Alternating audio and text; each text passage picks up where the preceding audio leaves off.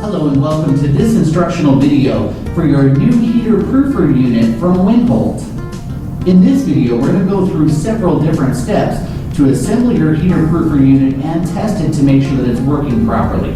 Let's begin by inspecting the boxes that we received as part of our purchase of our heater proofer. This is an important step because we want to make sure that there was no damage that occurred to us during shipment. When performing a visual inspection, be sure to be aware of your personal safety when you're lifting. These are a little bit heavy and a little bit cumbersome to work with. Having two people might be a best practice to help you to maintain your safety. When you're performing a visual inspection, be sure that you actually lift up the box. You can go ahead and look on the ends. Be sure that there's no punctures or tears, obvious dents, anything like that may have occurred during shipping. This is an important step because, again, when it's shipped to you, sometimes damage does occur. Be sure to perform this step on the rest of the boxes. Make sure that you get a thorough inspection before we actually begin our assembly. Be sure to report any damage that you see right away. You can always contact us by going to our website at www.winholt.com. Well, we're done with the inspection process, and I didn't see any obvious damage or anything like that may have occurred to us while it was in transit. Let's go ahead and open up all the boxes. We're going to remove all the contents and take inventory to make sure that we have all of our parts and pieces before we start our assembly. Be sure when opening up the boxes that you use caution and make sure that you don't cut through the box and down into the product. You also want to make sure to keep hands and fingers away from the cutting blade as you want to avoid getting cuts or abrasions.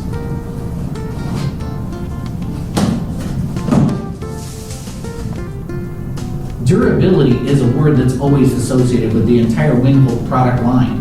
Durability also transcends the great materials that we select in the manufacturing of the product line that we sell and goes all the way down into the packaging materials that we use.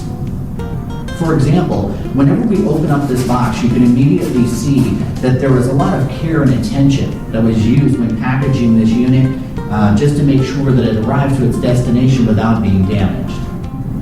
So let's remove all the packaging materials that came in the box. One of the things I'm looking for in particular is the operational maintenance and service bulletin for this model. This is going to give us operating instructions and also details that I'm going to want to have handy while I'm doing my assembly. A lot of care and attention went into the finish of your new heater proofer unit. Be sure that you visually inspect all the different surfaces of your heater proofer parts for gouges, any kind of scratches, anything like that may have occurred while it was being shipped to you.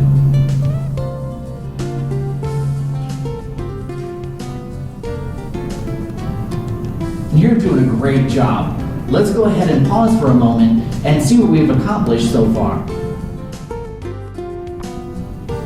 By now, we already received all the boxes for our new heater proofer purchase.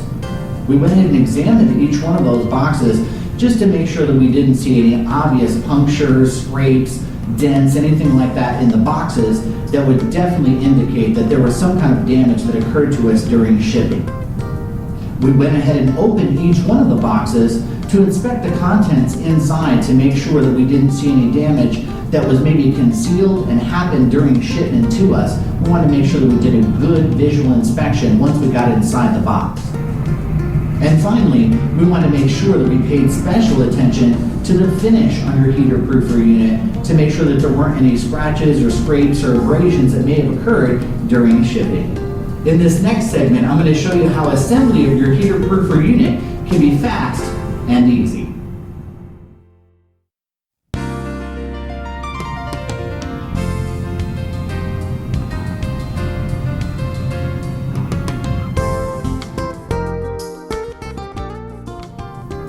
I've unboxed all the contents of the heater proofer cabinet and I've displayed those here for you.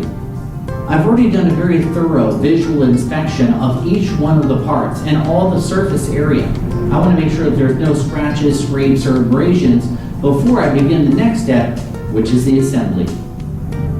As I mentioned earlier in this video, WinHolt has done a great job with the details of the manufacturing end of your heater proofer unit to ensure years of carefree use and trouble-free maintenance. In addition to that, WinHolt has put a lot of detail and thought behind the packaging that went into your heater-proofer unit. First, we discussed that it guarded against shipping damage while it was in transit to you. The other thing that they've done is they've created a cardboard pallet. And on this pallet includes all the fasteners, screws, screwdrivers, and all the things that you're going to need during this step of the assembly of your heater-proofer cabinet. Just a reminder to reference your operational maintenance and service bulletin as part of your assembly of your heater-proofer unit to help you with installation instructions that accompany this video. When you open up the convenient box that was included in your packaging materials, you're going to find inside a screwdriver, a bag of different parts, including Loctite adhesive. We're going to cover what's in this bag here shortly. And then a copy of this DVD video to reference while you're referencing your operational maintenance and service bulletin for this model.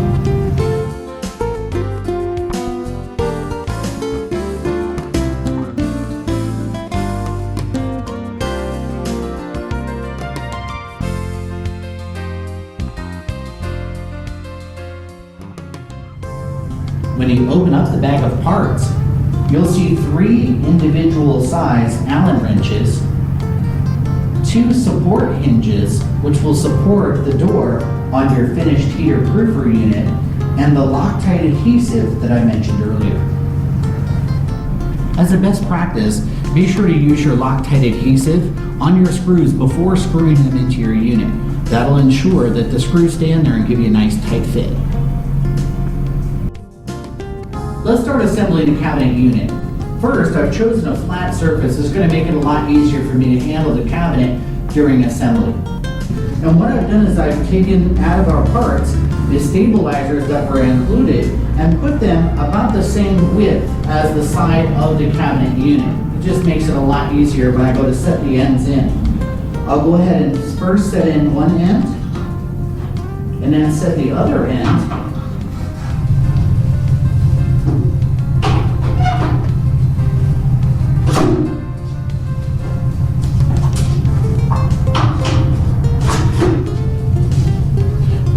Secure, it just stands up by itself and allows you to be able to stand up the other side, and then we're going to bolt this together. Now that we've got this first side secure, let's go ahead and put in our stabilizer bars and get ready to assemble the other side. To attach the door frame bracing piece, you're going to need a sunken screw, M6 times 1/6, and the related Allen wrench to drive the screw through the side panel and into the door frame bracing piece.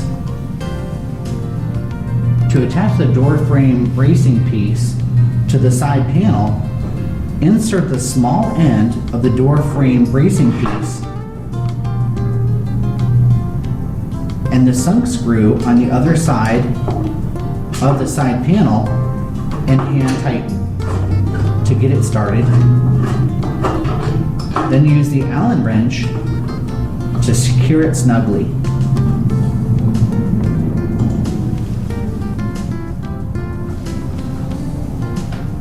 Attach the second door frame bracing piece using the same method in the other hole. Hand tighten and use the Allen wrench to secure it snugly. Let's assemble the other side panel. Align the side panel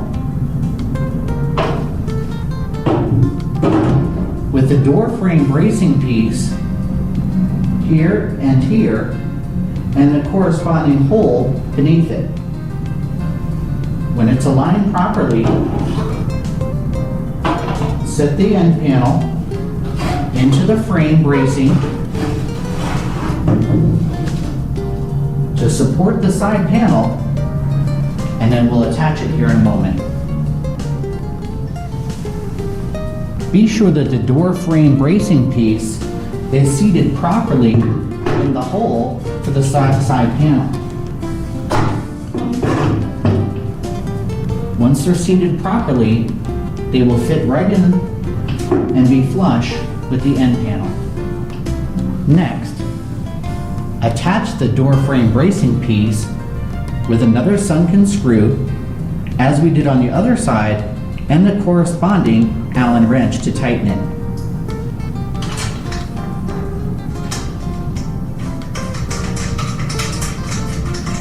Hand tighten the screw at first, and then use the Allen wrench to tighten it snugly. Repeat the process for the other door frame bracing piece.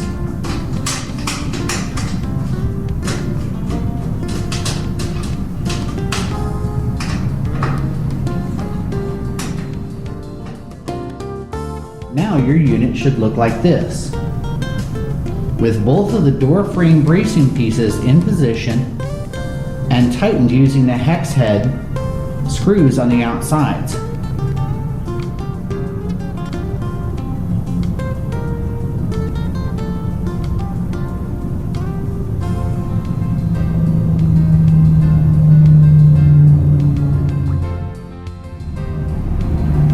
Okay, so we've assembled both of our door frame bracing pieces that are now holding the sides of our cabinet unit together. In this next clip, I'm going to show you how we're going to choose our two end panels. We have a top and we have a bottom end panel, and I'm going to show you how to differentiate the two. It's very important that you put the top on the top and the bottom on the bottom, as the bottom also has casters that's going to support the weight of the unit and help it to roll about freely. On this end, I've counted that there are 1, 2, 3, 4 holes.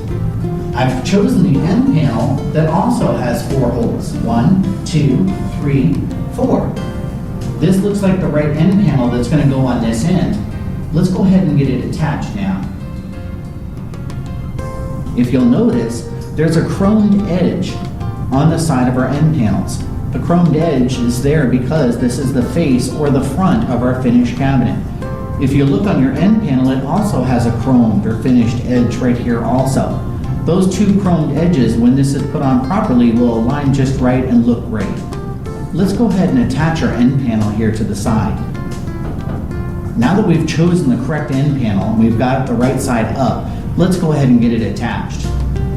All I'm going to do is start from the top, make sure that my corners align. Looks like it's aligned here. It's aligned here pretty well. If it's not aligned, just give it a little bit of a tap to get it into place. That looks great. Let's go ahead and get it attached. To attach the end panels, choose the socket head cap screws located here. Choose as many cap screws as you'll need and the related Allen wrench. Don't forget the Loctite adhesive to ensure that the screws stay in place. When fitting the bottom end panel, note that there's no chrome banding or that edge that was polished as we saw in the other end panel at the top.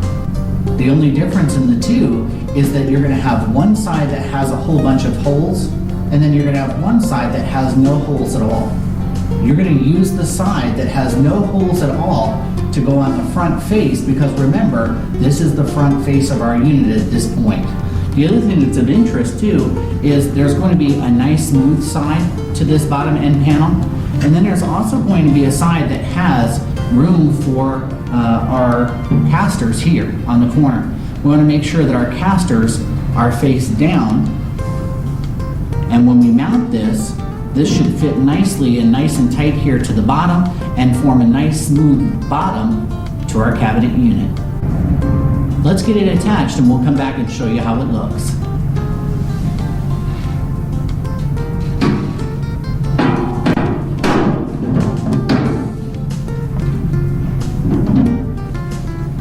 That looks great. Okay, I've got it fit just in place and I'm about ready to go get my screws and screw it in place. But I want to make sure that those holes lined up perfectly here on the bottom. And when I look down the side, I can see that those are lined up just right. So let me go ahead and get my screws and I'll attach this in position. We'll see how it looks. Okay, I've got my screw and I got my Loctite and I got my hex tool. I'm going to go ahead and put my Loctite on the nut. I'm going to hand tighten them just like I did in the other end panel, and I'm going to tighten them down with my hex tool.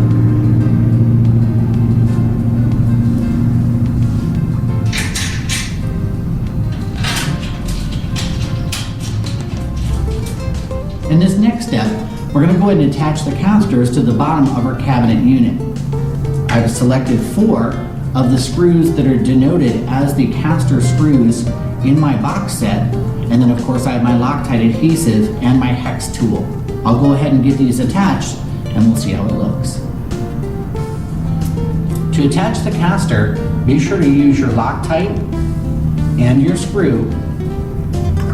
Put your caster in position.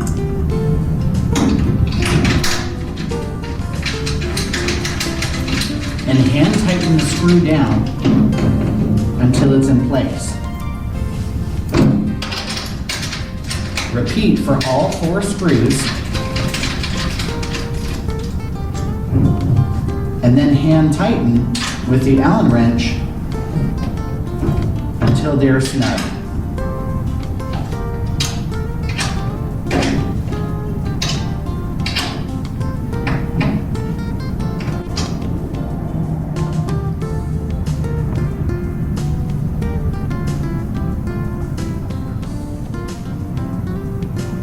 We've completed both our side panels, our end panels, and we also have our casters on our unit at this point. The next step is going to be to flip the unit upside down, and we're going to attach the back side.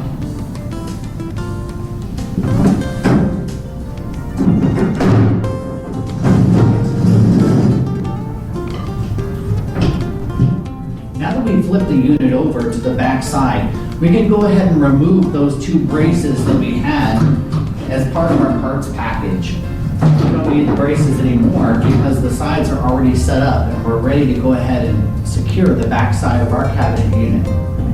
Before we assemble the back side of your unit, I wanted to point out a couple things. First, there's a hole here at the very bottom. This bottom is going to accommodate the electrical cord, so this is going to go to the bottom of the unit.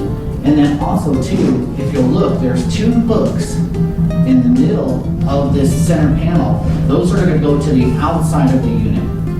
So if I'm going to go ahead and fit this to my unit, the casters are down here at this end. I have the hole that's down here at this end, so I know that it's going to go toward the base. And then I want to make sure that my 2 hooks are to the outside of the unit so that I know it's going to sit just like that. In our toolkit, at the very top, there's a whole bunch of self-tapping screws here at the top. I'm going to use all of these screws to go ahead and attach the back side of my unit to the rest of the cabinet.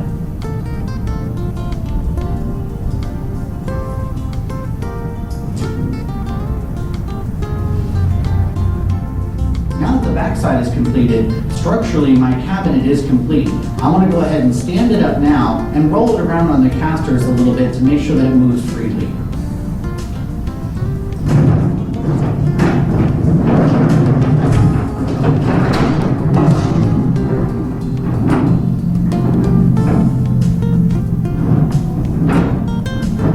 Casters move just great. Let's go ahead and assemble the rest of my unit and go ahead and test it out to make sure that it works properly. In this next step, I'm going to go ahead and attach the door to the front of my unit and make sure that it swings freely. Before I can attach the door, I have to attach the hinges. From my kit, I brought out both of the hinges, the related hex head screw, the hex tool, and of course, the Loctite adhesive. I'm going to go ahead and put the Loctite on my screws and go ahead and attach the hinges now.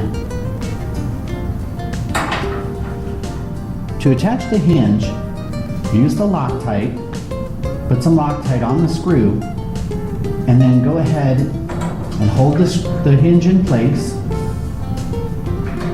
on the hinge. Tighten the screws down and repeat on the bottom.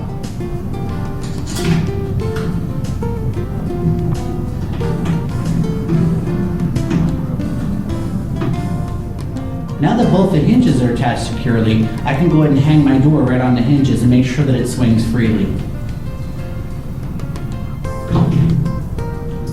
To attach the door, insert the door peg into the hinge hole and then just close the door. Once you align the holes with the hinges, you just drop the door into place. Make sure that it swings and it's supported before you actually release the door. and then go ahead and close the door and make sure that it's sealed shut to the unit. Once the door has been attached, inspect the gasket on the door. We want to make sure that there's a good fit between the gasket on the door and the actual frame of the cabinet.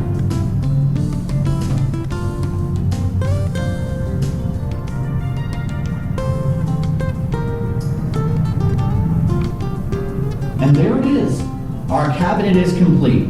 Let's go ahead and add the heater proofer in, get it plugged in. We'll be able to test it and make sure that it's functioning properly.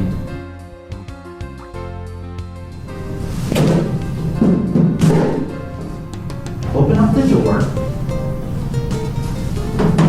Put the cord in first. And feed the cord out of the back side of the unit.